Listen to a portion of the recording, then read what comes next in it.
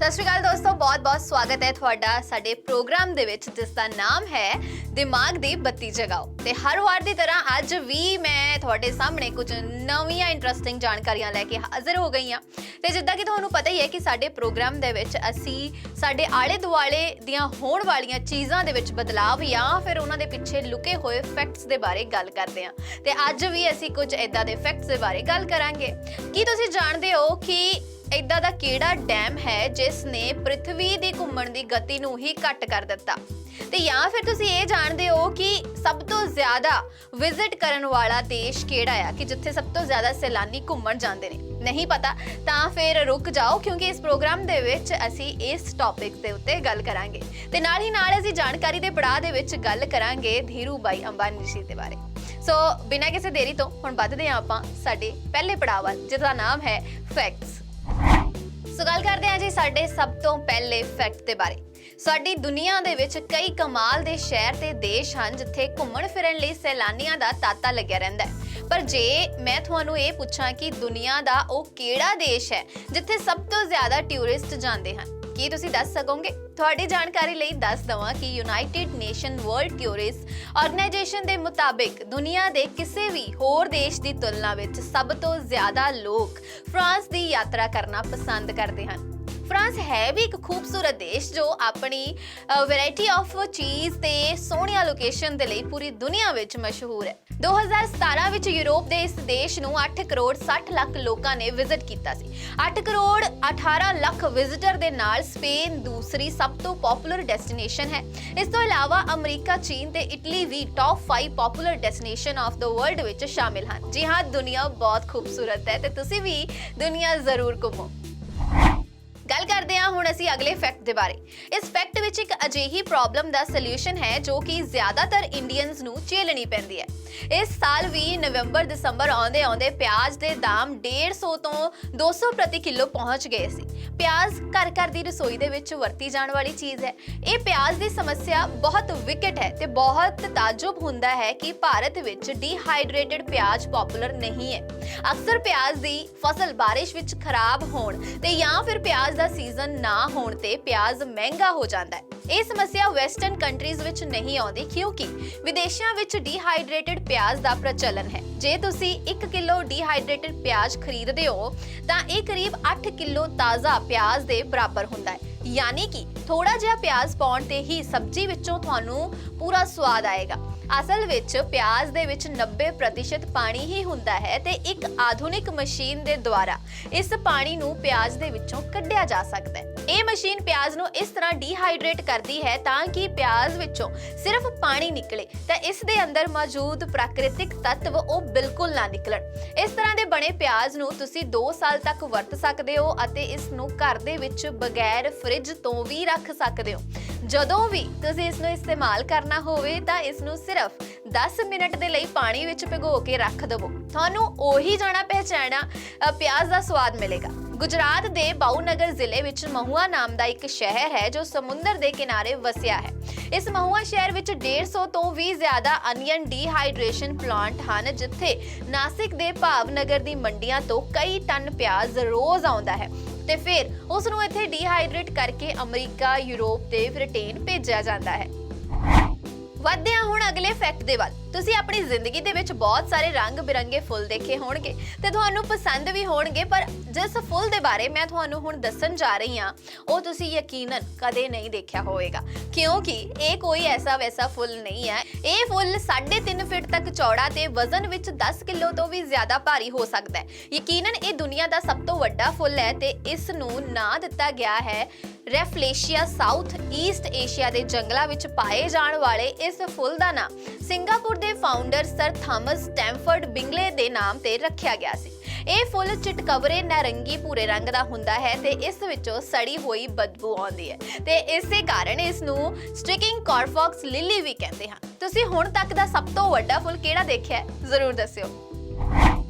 ਹੁਣ ਗੱਲ ਕਰਦੇ ਹਾਂ ਅਗਲੇ ਫੈਕਟ ਦੇ ਬਾਰੇ। ਤੁਸੀਂ ਕਈ ਮੇਗਾ ਕੰਸਟਰਕਸ਼ਨਸ ਦੇ ਬਾਰੇ ਤਾਂ ਸੁਣਿਆ ਹੀ ਹੋਏਗਾ, ਪਰ ਇਸ ਫੈਕਟ ਦੇ ਵਿੱਚ ਮੈਂ ਤੁਹਾਨੂੰ ਚੀਨ ਦੇ ਵਿੱਚ ਬਣੇ ਇੱਕ ਐਦਾਂ ਦੇ ਬਣੇ ਹੋਏ ਬੰਨ ਯਾਨੀ ਕਿ ਡੈਮ ਦੇ ਬਾਰੇ ਦੱਸਣ ਜਾ ਰਹੀ ਹਾਂ, ਜਿਸ ਨੇ ਦੁਨੀਆ ਦੀ ਘੁੰਮਣ ਦੀ ਗਤੀ ਨੂੰ ਹੀ ਘੱਟ ਕਰ ਦਿੱਤਾ ਸੀ, ਯਾਨੀ ਕਿ ਅਰਥ ਦੀ ਰੋਟੇਸ਼ਨਲ ਸਪੀਡ ਨੂੰ ਸਲੋ ਕਰ ਦਿੱਤਾ। ਅਜਿਹਾ ਸੁਣ ਕੇ ਯਕੀਨ ਕਰਨਾ ਥੋੜਾ ਮੁਸ਼ਕਿਲ ਹੈ, ਪਰ ਦੁਨੀਆ ਦੇ ਸਭ ਤੋਂ ਵੱਡੇ 20 ਡੈਮਾਂ ਵਿੱਚੋਂ 9 ਡੈਮ ਚੀਨ ਵਿੱਚ ਹੀ ਹਨ। ਚੀਨ ਨੂੰ ਸਿਰਫ ਵੱਡੇ ਡੈਮ ਬਣਾਉਣਾ ਹੀ ਪਸੰਦ ਹੈ, ਸੋ 1992 ਵਿੱਚ ਚੀਨ ਦੀ ਨੈਸ਼ਨਲ ਪੀਪਲਸ ਕਾਂਗਰਸ ਨੇ ਯਾਂਗਸੀ ਨਦੀ ਤੇ ਇੱਕ ਬੰਨ ਬਣਾਉਣ ਦੇ ਬਾਰੇ ਸੋਚਿਆ ਤੇ ਫਿਰ ਕੀ ਸੀ, ਲਗਭਗ 9 ਸਾਲ ਦੀ ਮੇਗਾ ਕੰਸਟਰਕਸ਼ਨ ਦੇ ਬਾਅਦ 3 ਗੋਰਜੀਅਸ ਡੈਮ ਨੂੰ 2003 ਦੇ ਵਿੱਚ ਦੁਨੀਆ ਦੇ ਸਭ ਤੋਂ ਵੱਡੇ ਬੰਨ ਦੇ ਰੂਪ ਵਿੱਚ ਖੋਲ ਦਿੱਤਾ ਗਿਆ। ਪਰ ਇਸ ਡੈਮ ਦੇ ਬਣਾਏ ਜਾਣ ਨਾਲ ਇਕੁਏਟਰ ਦੇ ਕੋਲ ਵੱਡੀ ਮਾਤਰਾ ਦੇ ਵਿੱਚ ਪਾਣੀ ਜਮ੍ਹਾਂ ਹੋ ਗਿਆ ਤੇ ਇਸ ਦੇ ਨਾਲ ਪ੍ਰਿਥਵੀ ਦੇ ਬਾਹਰੀ ਹਿੱਸੇ ਵਿੱਚ ਵਜ਼ਨ ਵੱਧ ਗਿਆ, ਜਿਸ ਨਾਲ ਇਸ ਦੀ ਘੁੰਮਣ ਦੀ ਸਪੀਡ ਵੀ ਸਲੋ ਹੋ ਗਈ।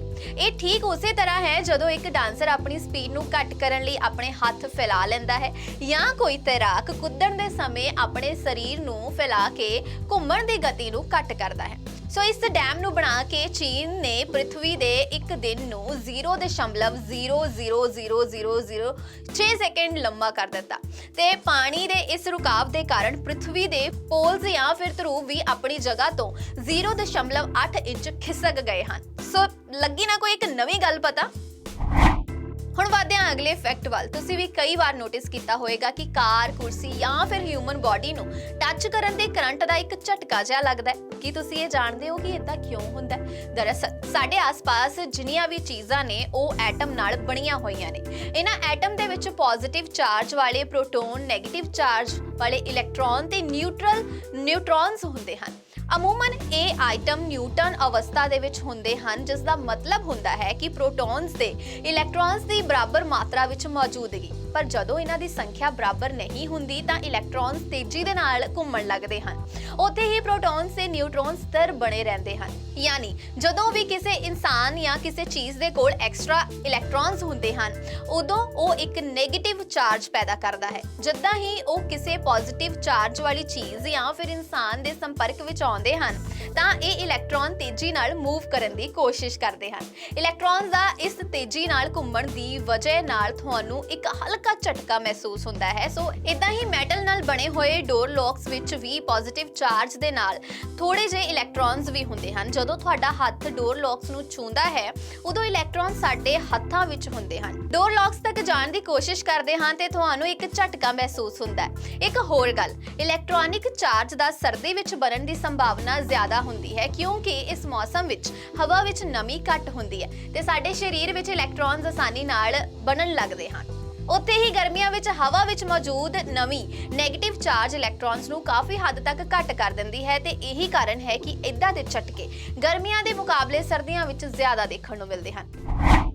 ਹੁਣ ਗੱਲ ਕਰਦੇ ਹਾਂ ਅਗਲੇ ਫੈਕਟ ਦੀ। ਭੂਟਾਨ ਦੁਨੀਆ ਦੀ ਸਭ ਤੋਂ ਜ਼ਿਆਦਾ ਇਕੋ ਫ੍ਰੈਂਡਲੀ ਕੰਟਰੀ ਹੋਣ ਦੇ ਨਾਲ ਇਕਲੌਤੀ ਕਾਰਬਨ ਨੈਗੇਟਿਵ ਕੰਟਰੀ ਵੀ ਹੈ ਤੇ ਇਹ ਹੋ ਪਾਇਆ ਹੈ ਇੱਥੇ ਦੇ ਲੋਕਾਂ ਦਾ ਪ੍ਰਕਿਰਤੀ ਲਈ ਆਪਣੀ ਜ਼ਿੰਮੇਵਾਰੀ ਨੂੰ ਚੰਗੀ ਤਰ੍ਹਾਂ ਸਮਝਣ ਦੇ ਕਾਰਨ। ਜਿੱਥੇ ਅਸੀਂ ਸ਼ਾਹੀ ਪਰਿਵਾਰਾਂ ਵਿੱਚ ਜਨਮ ਹੋਣ ਤੇ ਕਈ ਵੱਡੀਆਂ ਸੈਲੀਬ੍ਰੇਸ਼ਨਸ ਨੂੰ ਦੇਖਦੇ ਹਾਂ, ਉੱਥੇ ਹੀ ਜਦੋਂ ਭੂਟਾਨ ਦੀ ਰਾਣੀ ਨੇ 2016 ਵਿੱਚ ਰਾਜਕੁਮਾਰ ਨੂੰ ਜਨਮ ਦਿੱਤਾ ਸੀ ਤਾਂ ਇਸ ਛੋਟੀ ਜਿਹੀ ਹਿਮਾਲਯ ਕਿੰਗਡਮ ਨੇ ਇਸ ਦਾ ਜਸ਼ਨ 1,08,000 ਟਰੀਜ਼ ਨੂੰ ਪਲਾਂਟ ਕਰਕੇ ਮਨਾਇਆ। 108 ਨੰਬਰ ਨੂੰ ਬੌਧ ਧਰਮ ਵਿੱਚ ਪਵਿੱਤਰ ਮੰਨਿਆ ਗਿਆ ਹੈ ਤੇ ਹਰ ਪੌਦਾ ਉਸ ਨੂੰ ਲਗਾਉਣ ਵਾਲੇ ਦੀ ਦੁਆ ਨੂੰ ਦਰਸਾਉਂਦਾ ਹੈ ਤੇ ਜੋ ਰਾਜਕੁਮਾਰ ਦੀ ਸਿਹਤਮੰਦ ਤੇ ਸਮਝਦਾਰ ਹੋਣ ਦੀ ਕਾਮਨਾ ਕਰਦੇ ਹਨ। ਤੇ ਹੁਣ ਆਪਾਂ ਅਗਲੇ ਪੜਾਅ ਵੱਲ ਵਧਦੇ ਹਾਂ, ਸਾਡੇ ਜਾਣਕਾਰੀ ਵਾਲੇ ਪੜਾਅ ਵੱਲ। ਤੇ ਇੰਟਰਸਟਿੰਗ ਫੈਕਟਸ ਦਾ ਜਿਹੜਾ ਟਾਈਮ ਸੀ ਉਹ ਹੁਣ ਖਤਮ ਹੋ ਗਿਆ ਹੈ ਤੇ ਹੁਣ ਆਪਾਂ ਗੱਲ ਕਰਾਂਗੇ ਸਾਡੇ ਅੱਜ ਦੇ ਜਾਣਕਾਰੀ ਪੋਸ਼ਨ ਦੇ ਵਿੱਚ। ਅਸੀਂ ਗੱਲ ਕਰਨ ਜਾ ਰਹੇ ਹਾਂ ਧੀਰੂਭਾਈ ਅੰਬਾਨੀ ਜੀ ਦੇ ਬਾਰੇ। ਕਹਿੰਦੇ ਨੇ ਭਵਿੱਖ ਹਮੇਸ਼ਾ ਉਸ ਦਾ ਹੀ ਹੁੰਦਾ ਹੈ ਜੋ ਉਸ ਨੂੰ ਆਉਣ ਤੋਂ ਪਹਿਲਾਂ ਦੇਖ ਲੈਂਦਾ ਹੈ ਤੇ ਅੱਜ ਅਸੀਂ ਜਿਸ ਇਨਸਾਨ ਦੀ ਗੱਲ ਕਰਨ ਜਾ ਰਹੇ ਹਾਂ ਉਸਨੇ ਆਪਣੀ ਸਾਰੀ ਜ਼ਿੰਦਗੀ ਵਿੱਚ ਰਿਸਕ ਲਏ ਤੇ ਕਿਸੇ ਵਿੱਚ ਫੇਲ ਹੋਏ ਨੇ ਤੇ ਕਿਸੇ ਵਿੱਚ ਪਾਸ ਹੋਏ ਨੇ ਤੇ ਇਹ ਇਨਸਾਨ ਨੇ ਸਾਬਤ ਕੀਤਾ ਕਿ ਜੇ ਅਸੀਂ ਸੇਫ ਜ਼ੋਨ ਦੇ ਵਿੱਚ ਜਾ ਕੇ ਉੱਥੇ ਹੀ ਅਟਕੇ ਰਹੇ ਤਾਂ ਅਸੀਂ ਕਦੇ ਵੀ ਅੱਗੇ ਨਹੀਂ ਵੱਧ ਸਕਦੇ। ਤੇ ਇਹ ਸੇਫ ਜ਼ੋਨ ਦਾ ਮਤਲਬ ਇਹ ਹੈ ਕਿ ਜਦੋਂ ਸਾਨੂੰ ਵਧੀਆ ਇਨਕਮ ਆਉਣੀ ਸ਼ੁਰੂ ਹੋ ਜਾਂਦੀ ਹੈ ਜਿਸ ਨਾਲ ਸਾਡਾ ਸਿਰਫ ਵਧੀਆ ਗੁਜ਼ਾਰਾ ਹੋ ਰਿਹਾ ਹੁੰਦਾ ਹੈ ਤੇ ਉਸ ਵਕਤ ਅਸੀਂ ਅੱਗੇ ਨਹੀਂ ਵਧਦੇ ਕਿਉਂਕਿ ਅਸੀਂ ਸੇਵ ਹੋ ਚੁੱਕੇ ਹੁੰਦੇ ਆ ਤੇ ਸਾਡੀਆਂ ਜ਼ਰੂਰਤਾਂ ਪੂਰੀਆਂ ਹੋ ਰਹੀਆਂ ਹੁੰਦੀਆਂ ਨੇ। ਸੋ ਜਿਸ ਇਨਸਾਨ ਦੀ ਮੈਂ ਗੱਲ ਕਰਨ ਜਾ ਰਹੀ ਹਾਂ ਉਸ ਦਾ ਨਾਮ ਹੈ ਧੀਰੂਭਾਈ ਅੰਬਾਨੀ ਤੇ ਉਹ ਪੈਸੇ ਨੂੰ ਸਭ ਤੋਂ ਜ਼ਰੂਰੀ ਮੰਨਦੇ ਸੀ ਕਿਉਂਕਿ ਉਹਨਾਂ ਨੂੰ ਪੈਸਾ ਕਮਾਉਣ ਦਾ ਸ਼ੌਂਕ ਸੀ। ਧੀਰੂਭਾਈ ਅੰਬਾਨੀ ਬਿਜ਼ਨਸ ਦੀ ਦੁਨੀਆ ਦੇ ਬੇਤਾਜ ਬਾਦਸ਼ਾਹ ਸੀ। ਸੋ ਇਹਨਾਂ ਦਾ ਨਾਮ ਉਹਨਾਂ ਕੁਝ ਬਿਜ਼ਨਸਮੈਨ ਦੀ ਲਿਸਟ ਵਿੱਚ ਸ਼ੁਮਾਰ ਸੀ ਜਿਨ੍ਹਾਂ ਨੇ ਆਪਣੇ ਦਮ ਤੇ ਸੁਪਨੇ ਦੇਖੇ ਤੇ ਉਹਨਾਂ ਨੂੰ ਪੂਰਾ ਕਰਕੇ ਪੂਰੀ ਦੁਨੀਆ ਦੇ ਸਾਹਮਣੇ ਸਾਬਤ ਕਰਕੇ ਦਿਖਾਇਆ ਕਿ ਆਪਣੇ ਆਪ ਤੇ ਵਿਸ਼ਵਾਸ ਹੋਵੇ ਤਾਂ ਨਿਸ਼ਚਿਤ ਹੀ ਸਫਲਤਾ ਤੁਹਾਡੇ ਪੈਰ ਚੁੰਮਦੀ ਹੈ। ਧੀਰੂਭਾਈ ਅੰਬਾਨੀ ਇੱਕ ਅਜਿਹੀ ਸ਼ਖਸੀਅਤ ਸੀ ਜਿਨ੍ਹਾਂ ਨੇ ਨਾ ਸਿਰਫ ਬਿਜ਼ਨਸ ਦੀ ਦੁਨੀਆ ਵਿੱਚ ਵੱਡਾ ਨਾਮ ਕੀਤਾ ਬਲਕਿ ਭਾਰਤ ਨੂੰ ਵੀ ਉਦਯੋਗ ਖੇਤਰ ਵਿੱਚ ਨਵੀਂ ਪਹਿਚਾਣ ਦਿਵਾਈ। ਇਹਨਾਂ ਦਾ ਜਨਮ 28 ਦਸੰਬਰ 1932 ਵਿੱਚ ਗੁਜਰਾਤ ਦੇ ਇੱਕ ਛੋਟੇ ਜਿਹੇ ਪਿੰਡ ਵਿੱਚ ਹੋਇਆ ਸੀ। ਇਹਨਾਂ ਦੇ ਪਿਤਾ ਹੀਰਾ ਅੰਬਾਨੀ ਪਿੰਡ ਦੇ ਸਕੂਲ ਵਿੱਚ ਅਧਿਆਪਕ ਸੀ ਤੇ ਅਧਿਆਪਕ ਹੋਣ ਕਰਕੇ ਉਹ ਧੀਰੂਭਾਈ ਅੰਬਾਨੀ ਜੀ ਨੂੰ ਬਹੁਤ ਪੜਾਉਣਾ ਚਾਹੁੰਦੇ ਸੀ। ਪਰ ਅੰਬਾਨੀ ਜੀ ਸੋਚਦੇ ਸੀ ਕਿ ਪੈਸਾ ਕਮਾਉਣ ਲਈ ਪੜ੍ਹਾਈ ਦਾ ਹੋਣਾ ਕੋਈ ਜ਼ਿਆਦਾ ਜ਼ਰੂਰੀ ਨਹੀਂ ਤੇ ਇਸੇ ਕਰਕੇ ਅੰਬਾਨੀ ਜੀ ਨੇ ਪੜ੍ਹਾਈ ਛੱਡ ਦਿੱਤੀ। ਧੀਰੂਭਾਈ ਅੰਬਾਨੀ ਜੀ ਜਿਨ੍ਹਾਂ ਦਾ ਪੂਰਾ ਨਾਮ ਧੀਰਜ ਲਾਲ ਗੋਵਰਧਨ ਦਾਸ ਅੰਬਾਨੀ ਸੀ ਤੇ ਧੀਰੂਭਾਈ ਅੰਬਾਨੀ ਜੀ ਦਾ ਵਿਆਹ ਕੋਕਿਲਾ ਬੈਨ ਨਾਲ ਹੋਇਆ ਸੀ ਤੇ ਜਿਸ ਤੋਂ ਇਹਨਾਂ ਦੇ 4 ਬੱਚੇ 2 ਮੁੰਡੇ ਤੇ 2 ਕੁੜੀਆਂ ਨੇ, ਜਿਨ੍ਹਾਂ ਵਿੱਚੋਂ ਮੁੰਡਿਆਂ ਦਾ ਨਾਂ ਹੈ ਮੁਕੇਸ਼ ਅੰਬਾਨੀ ਤੇ ਅਨਿਲ ਅੰਬਾਨੀ ਤੇ ਕੁੜੀਆਂ ਦਾ ਨਾਂ ਹੈ ਨੀਨਾ ਤੇ ਦੀਪਤੀ ਅੰਬਾਨੀ। ਜੋ ਚੀਜ਼ ਜ਼ਿਆਦਾ ਚਮਕਦੀ ਹੈ ਉਹ ਇਸ ਕਰਕੇ ਚਮਕਦੀ ਹੁੰਦੀ ਹੈ ਕਿਉਂਕਿ ਉਸ ਦੀ ਰਗੜਾਈ ਬਹੁਤ ਹੋਈ ਹੁੰਦੀ ਹੈ। ਇਸੇ ਲਈ ਆਪਣੇ ਘਰ ਦੀ ਹਾਲਤ ਨੂੰ ਦੇਖਦੇ ਹੋਏ ਉਹ ਸਭ ਤੋਂ ਪਹਿਲਾਂ ਧੀਰੂਭਾਈ ਅੰਬਾਨੀ ਜੀ ਨੇ ਨਾਸ਼ਤਾ ਤੇ ਫਲ ਵੇਚਣ ਦਾ ਕੰਮ ਸ਼ੁਰੂ ਕੀਤਾ ਤੇ ਇਹਦੇ ਵਿੱਚ ਕੁਝ ਖਾਸ ਫਾਇਦਾ ਨਹੀਂ ਹੋ ਰਿਹਾ ਸੀ। ਇਸ ਤੋਂ ਬਾਅਦ ਇਹਨਾਂ ਨੇ ਪਕੌੜੇ ਵੇਚਣ ਦਾ ਕੰਮ ਸ਼ੁਰੂ ਕੀਤਾ ਪਰ ਇਹ ਕੰਮ ਸਿਰਫ ਟੂਰਿਸਟ ਤੇ ਹੀ ਨਿਰਭਰ ਕਰਦਾ ਸੀ ਜੋ ਕਿ ਸਾਲ ਵਿੱਚ ਕੁਝ ਸਮੇਂ ਲਈ ਹੀ ਚੱਲਦਾ ਸੀ। ਬਾਅਦ ਵਿੱਚ ਧੀਰੂਭਾਈ ਜੀ ਨੂੰ ਆਪਣਾ ਇਹ ਕੰਮ ਬੰਦ ਕਰਨਾ ਪਿਆ। ਸੋ 16 ਸਾਲ ਦੀ ਉਮਰ ਵਿੱਚ ਇਹ ਰਮਣੀਕ ਲਾਲ ਜੋ ਕਿ ਇਹਨਾਂ ਦੇ ਵੱਡੇ ਭਰਾ ਸੀ ਉਸ ਨਾਲ ਜੇਮਨ ਦੇ ਐਡਨ ਸ਼ਹਿਰ ਵਿੱਚ ਚਲੇ ਗਏ। ਤੇ ਇੱਥੇ ਤੁਹਾਨੂੰ ਇੱਕ ਹੋਰ ਗੱਲ ਦੱਸ ਦਵਾਂ ਕਿ ਅੰਬਾਨੀ ਜੀ ਦੇ ਪਰਿਵਾਰ ਕੋਲ ਇੰਨਾ ਪੈਸਾ ਵੀ ਨਹੀਂ ਸੀ ਕਿ ਉਸ ਨੂੰ ਜੇਮਨ ਭੇਜ ਸਕਣ, ਜਿਸ ਕਾਰਨ ਅੰਬਾਨੀ ਜੀ ਕਾਰਗੋ ਸ਼ਿਪ ਜੋ ਕਿ ਸਮਾਨ ਢੋਂਦੀ ਹੈ ਉਸ ਵਿੱਚ ਲੁਕ ਕੇ ਯੇਮਨ ਪਹੁੰਚੇ ਸੀ ਤੇ ਉੱਥੇ ਫਿਰ ਇਹਨਾਂ ਨੇ ਛੋਟੇ-ਮੋਟੇ ਕੰਮ ਕਰਨੇ ਸ਼ੁਰੂ ਕੀਤੇ ਪਰ ਉੱਥੇ ਅੰਗਰੇਜ਼ੀ ਭਾਸ਼ਾ ਆਉਣੀ ਜ਼ਰੂਰੀ ਸੀ ਜਿਸ ਕਾਰਨ ਇਹ ਕੁਝ ਜ਼ਿਆਦਾ ਕਰ ਨਹੀਂ ਸਕੇ, ਜਿਸ ਕਰਕੇ ਇਹਨਾਂ ਨੇ ਉੱਥੇ ਇੱਧਰ-ਉੱਧਰ ਤੋਂ ਅੰਗਰੇਜ਼ੀ ਸਿੱਖਣੀ ਸ਼ੁਰੂ ਕੀਤੀ ਤੇ ਉੱਥੇ ਫਿਰ ਇਹਨਾਂ ਨੇ ਪੈਟਰੋਲ ਪੰਪ ਤੇ ਵੀ ਕਾਫੀ ਸਮਾਂ ਕੰਮ ਕੀਤਾ ਤੇ ਪੈਟਰੋਲ ਪੰਪ ਤੇ ਕੰਮ ਕਰਨ ਦੇ ਨਾਲ-ਨਾਲ ਹੋਰ ਵੀ ਕਈ ਪਾਰਟ ਟਾਈਮ ਜੌਬ ਕਰਦੇ ਸੀ ਤੇ ਉੱਥੇ ਫਿਰ ਇਹਨਾਂ ਨੇ ਹੋਰ ਕੰਮ ਦੇ ਨਾਲ-ਨਾਲ ਅਕਾਊਂਟ ਦਾ ਕੰਮ ਵੀ ਸਿੱਖਿਆ। ਸੋ ਕਰੀਬ 2 ਸਾਲ ਦੀ ਨੌਕਰੀ ਕਰਨ ਤੋਂ ਬਾਅਦ ਉਹ ਆਪਣੀ ਮਿਹਨਤ ਦੇ ਨਾਲ ਮੈਨੇਜਰ ਦੇ ਪਦ ਤੱਕ ਪਹੁੰਚ ਗਏ।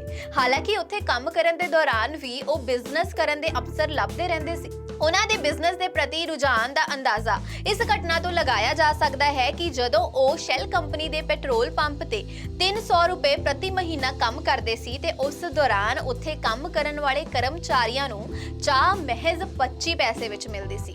ਪਰ ਧੀਰੂਭਾਈ ਅੰਬਾਨੀ ਉਹ ਚਾਹ ਨਾ ਖਰੀਦ ਕੇ ਇੱਕ ਵੱਡੇ ਰੈਸਟੋਰੈਂਟ ਵਿੱਚ 1 ਰੁਪਏ ਦੀ ਚਾਹ ਪੀਣ ਜਾਂਦੇ ਸੀ। ਉਹ ਇਦਾਂ ਇਸ ਲਈ ਕਰਦੇ ਸੀ ਤਾਂ ਕਿ ਉਸ ਰੈਸਟੋਰੈਂਟ ਵਿੱਚ ਆਉਣ ਵਾਲੇ ਵੱਡੇ ਬਿਜ਼ਨਸਮੈਨ ਦੀ ਗੱਲਾਂ ਸੁਣ ਸਕਣ ਤੇ ਬਿਜ਼ਨਸ ਦੀਆਂ ਬਰੀਕੀਆਂ ਨੂੰ ਉਹਨਾਂ ਤੋਂ ਸਮਝ ਸਕਣ। ਇਸ ਤਰ੍ਹਾਂ ਧੀਰੂਭਾਈ ਨੇ ਆਪਣੇ ਵੱਡੇ ਬਿਜ਼ਨਸ ਦੇ ਸੁਪਨੇ ਨੂੰ ਪੂਰਾ ਕਰਨ ਦੇ ਲਈ ਆਪਣੇ ਤਰੀਕੇ ਨਾਲ ਬਿਜ਼ਨਸ ਮੈਨੇਜਮੈਂਟ ਦੀ ਸਿੱਖਿਆ ਗ੍ਰਹਿਣ ਕੀਤੀ। ਸੋ ਉਸ ਤੋਂ ਬਾਅਦ ਯਮਨ ਦੇ ਵਿੱਚ ਹਾਲਾਤ ਖਰਾਬ ਹੋਣ ਕਰਕੇ ਉੱਥੇ ਕੰਮ ਕਰ ਰਹੇ ਭਾਰਤੀਆਂ ਨੂੰ ਆਪਣੀ ਨੌਕਰੀ ਛੱਡਣੀ ਪਈ ਤੇ ਜਿਸ ਤੋਂ ਬਾਅਦ ਧੀਰੂਭਾਈ ਅੰਬਾਨੀ 1957 ਵਿੱਚ ਯਮਨ ਤੋਂ ਮੁੰਬਈ ਸੁਪਨਿਆਂ ਦੇ ਸ਼ਹਿਰ ਵਿੱਚ ਆ ਗਏ ਸੀ।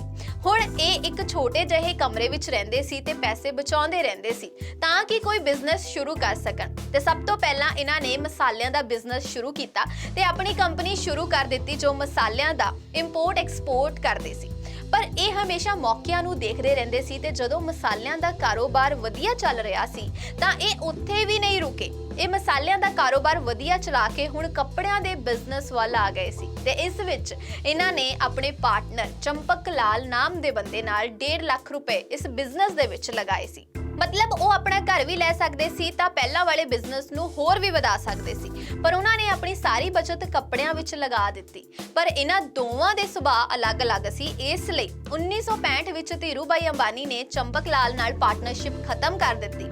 ਦਰਅਸਲ ਚੰਪਕ ਲਾਲ ਇੱਕ ਸਤਰਕ ਵਪਾਰੀ ਸੀ ਤੇ ਉਹਨਾਂ ਨੂੰ ਸੂਤ ਬਣਾਉਣ ਦੇ ਵਪਾਰ ਵਿੱਚ ਕੋਈ ਇੰਟਰਸਟ ਨਹੀਂ ਸੀ, ਜਦ ਕਿ ਧੀਰੂਭਾਈ ਅੰਬਾਨੀ ਨੂੰ ਰਿਸਕ ਚੁੱਕਣ ਵਾਲਾ ਵਪਾਰੀ ਮੰਨਿਆ ਜਾਂਦਾ ਸੀ। ਸੋ ਇਸ ਤੋਂ ਬਾਅਦ ਧੀਰੂਭਾਈ ਅੰਬਾਨੀ ਨੇ ਆਪਣੇ ਸੂਤ ਦੇ ਵਪਾਰ ਵਿੱਚ ਆਪਣੀ ਕਿਸਮਤ ਅਜ਼ਮਾਈ ਤੇ ਪੋਜ਼ਿਟਿਵ ਸੋਚ ਦੇ ਨਾਲ ਆਪਣੇ ਬਿਜ਼ਨਸ ਦੀ ਸ਼ੁਰੂਆਤ ਕਰ ਦਿੱਤੀ।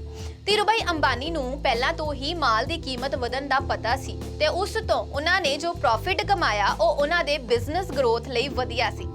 ਨਾਲ ਹੀ ਧੀਰੂਭਾਈ ਅੰਬਾਨੀ ਨੂੰ ਕੱਪੜੇ ਦੇ ਵਪਾਰ ਦੀ ਅੱਛੀ ਖਾਸੀ ਨੌਲੇਜ ਹੋ ਗਈ ਸੀ। ਸੋ ਇਸ ਵਪਾਰ ਵਿੱਚ ਚੰਗੇ ਮੌਕੇ ਮਿਲਣ ਦੀ ਵਜ੍ਹਾ ਨਾਲ ਉਹਨਾਂ ਨੇ 1966 ਵਿੱਚ ਅਹਿਮਦਾਬਾਦ ਵਿੱਚ ਇੱਕ ਬਿਜ਼ਨਸ ਮਿਲ ਦੀ ਸ਼ੁਰੂਆਤ ਕਰ ਦਿੱਤੀ, ਜਿੱਥੇ ਕੱਪੜਿਆਂ ਨੂੰ ਬਣਾਉਣ ਦੇ ਲਈ ਪੋਲੀਸਟਰ ਦੇ ਧਾਗੇ ਦਾ ਇਸਤੇਮਾਲ ਕੀਤਾ ਗਿਆ। ਫਿਰ ਇਹਨਾਂ ਨੇ ਇਸ ਬ੍ਰਾਂਡ ਦਾ ਨਾਮ ਵਿਮਲ ਰੱਖਿਆ। ਤੁਹਾਨੂੰ ਦੱਸ ਦਵਾਂ ਕਿ ਇਸ ਬ੍ਰਾਂਡ ਦਾ ਨਾਮ ਵਿਮਲ ਵੀ ਧੀਰੂਭਾਈ ਦੇ ਵੱਡੇ ਭਰਾ ਦੇ ਬੇਟੇ ਦੇ ਨਾਮ ਤੋਂ ਰੱਖਿਆ ਗਿਆ ਸੀ। ਇਸ ਤਰ੍ਹਾਂ ਪਹਿਲਾਂ ਇਹਨਾਂ ਨੇ ਲੋਕਾਂ ਦਾ ਵਿਸ਼ਵਾਸ ਬਣਾਇਆ ਅਤੇ 1 ਸਾਲ ਬਾਅਦ ਇਹਨਾਂ ਦਾ ਬਿਜ਼ਨਸ ਆਪਣੇ ਆਪ ਤੁਰ ਪਿਆ ਤੇ 1 ਸਾਲ ਬਾਅਦ ਇਹਨਾਂ ਨੇ ਮਾਰਕੀਟ ਵਿੱਚ ਕੋਈ ਵੀ ਉੱਠਣ ਨਹੀਂ ਦਿੱਤਾ। ਇਸ ਕਾਰਨ ਇਹਨਾਂ ਦੇ ਬਹੁਤ ਸਾਰੇ ਹਮਲੇ ਹੋਏ, ਮਾਰਨ ਦੀ ਕੋਸ਼ਿਸ਼ ਵੀ ਕੀਤੀ ਗਈ ਕਿਉਂਕਿ ਮਾਰਕੀਟ ਹਿੱਲ ਗਈ ਸੀ ਤੇ ਇਹੀ ਟੈਕਨੀਕ ਜੀਓ ਦੇ ਸਮੇਂ ਅਪਣਾਈ ਗਈ ਸੀ, ਜਿਸ ਨੇ ਪੂਰੀ ਮਾਰਕੀਟ ਹਿਲਾ ਕੇ ਰੱਖ ਦਿੱਤੀ ਸੀ। ਸਾਲ 1975 ਵਿੱਚ ਵਿਸ਼ਵ ਬੈਂਕ ਦੀ ਟੈਕਨੀਸ਼ੀਅਨ ਟੀਮ ਨੇ ਰਿਲਾਇੰਸ ਟੈਕਸਟਾਈਲ ਦੇ ਨਿਰਮਾਣ ਦਾ ਦੌਰਾ ਕੀਤਾ ਤੇ ਇਸ ਨੂੰ ਵਿਕਸਿਤ ਦੇਸ਼ਾਂ ਦੇ ਮਾਨਕਾਂ ਨਾਲੋਂ ਵੀ ਵਧੀਆ ਦੱਸਿਆ।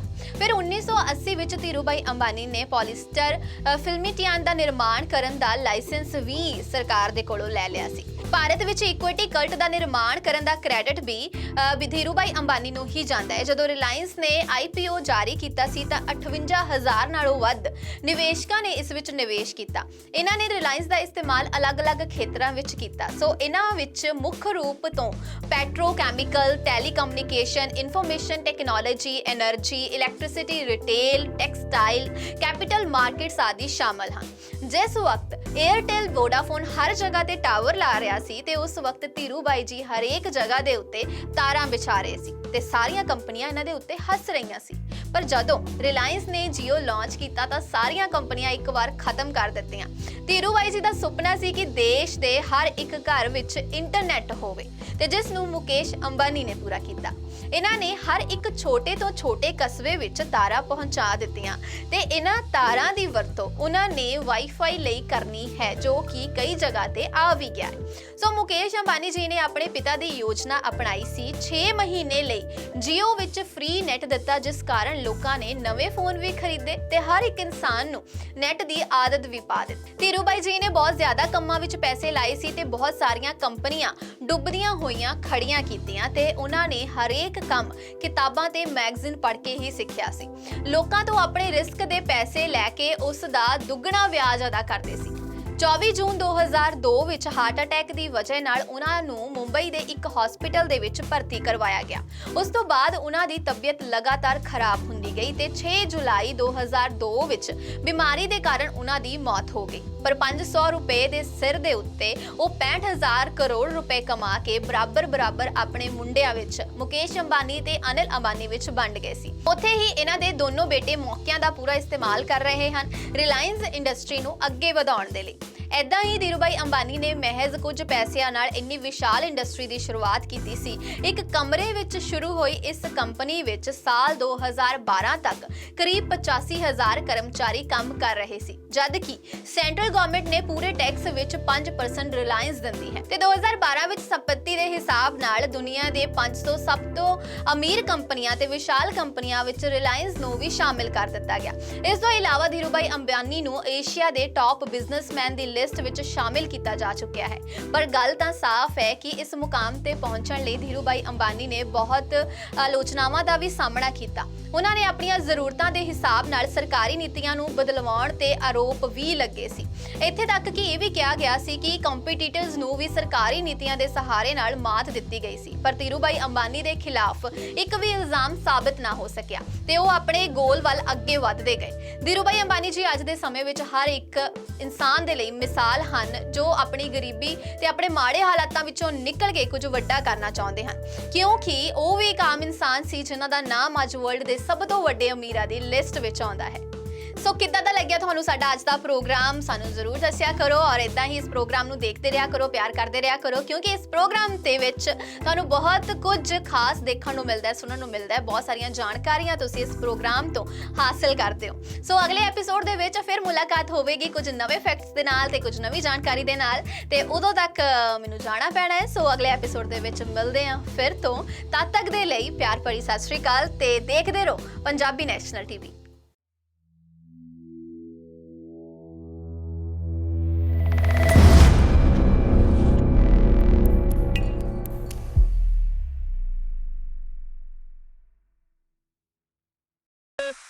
Thank you.